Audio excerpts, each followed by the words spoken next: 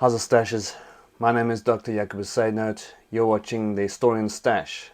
Now, yesterday we were hit with some bombshell news.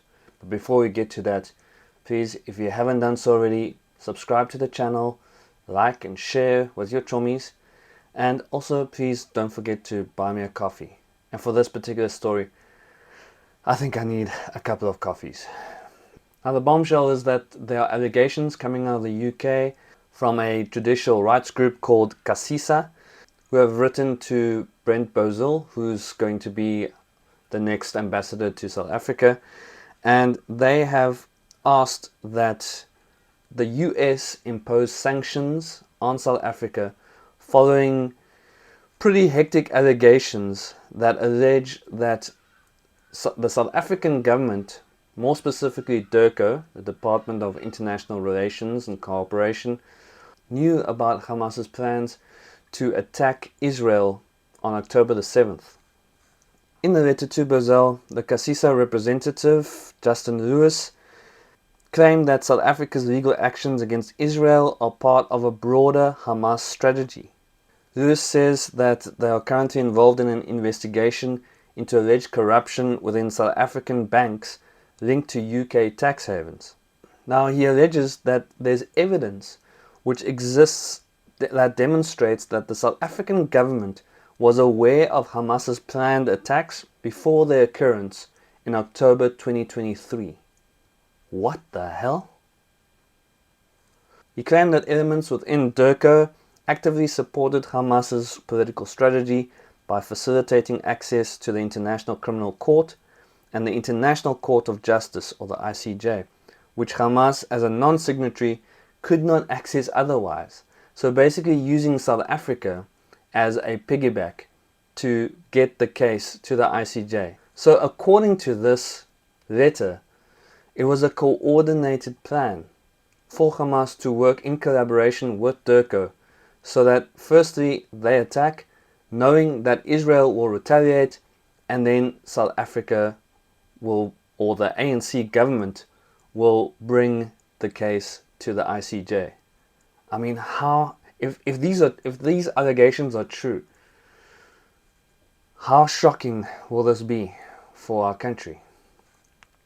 Look, the thing is, there were already allegations that Iran had paid South Africa to go to the ICJ, and knowing the ANC government's shady history with foreign governments, that allegation, I mean, like we already know that it is, we already think that there's some basis of truth to it.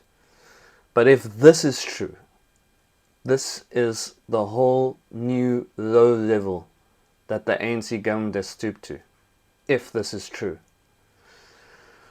For our sake, for our country's sake, I really hope that it's not, because this would also spell sanctions, definitely spell sanctions for South Africa, that the US will impose, hopefully just on the ANC, because that's kind of like where it's going, where everyone is saying that they should focus on just on ANC leadership.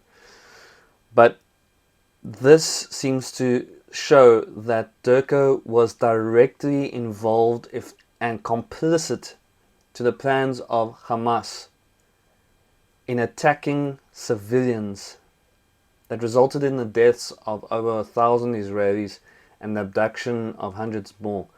It's referred to many times as Israel's 9/11. And if the ANC government had knowledge of this prior to the attack, then they are just as guilty as Hamas. I mean, this is just abhorrent if this is true.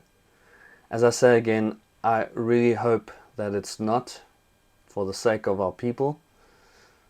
But also, if it is true, it will explain a lot of things, especially the timing of South Africa's application to the ICJ to bring the genocide case to that court.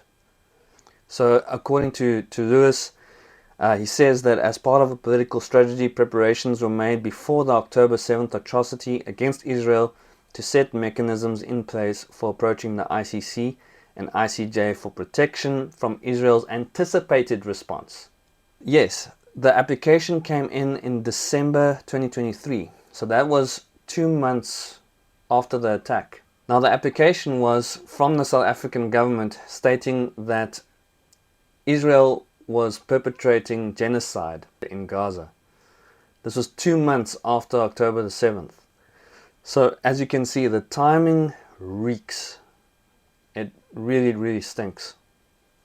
So, at the end of his letter to Bozell, Lewis emphasizes that no American president can allow a prearranged attack plan to kill its citizens to go unpunished. He said that in December 2024, he submitted a brief to the US Senate and Congress detailing his concerns. He further stated that he reached out to the South African Government of National Unity, the GNU, to question whether President Cyril Ramaphosa was aware of the alleged Hamas collaboration, asserting that this requires an answer to avoid potential sanctions against South Africa. But of course, the South African government has responded since then, saying that this is absolutely hogwash and that his allegations are unverified and baseless. Well, let's hope it is. And the thing is, he says that he's got evidence. So we have to look at the evidence, and if it comes out that Durka was complicit with Hamas, then it will be a sad day. A really sad day, and also just horrendous. So yeah, this is a developing news story, and I will try and keep you posted with as much as possible. When the story broke yesterday, I had a lot of marking to do, and unfortunately I couldn't get to sharing it with you first. Now I am behind other YouTube channels, but this is still very important news, and I thought I would share it with you on this Friday. What do you think about this whole issue? Please drop it down in the comments below. Most of you might have already read this article, but yeah, this is really shocking, and as I said, I really hope that it's not true. Until Monday, have a great weekend and stay stashy.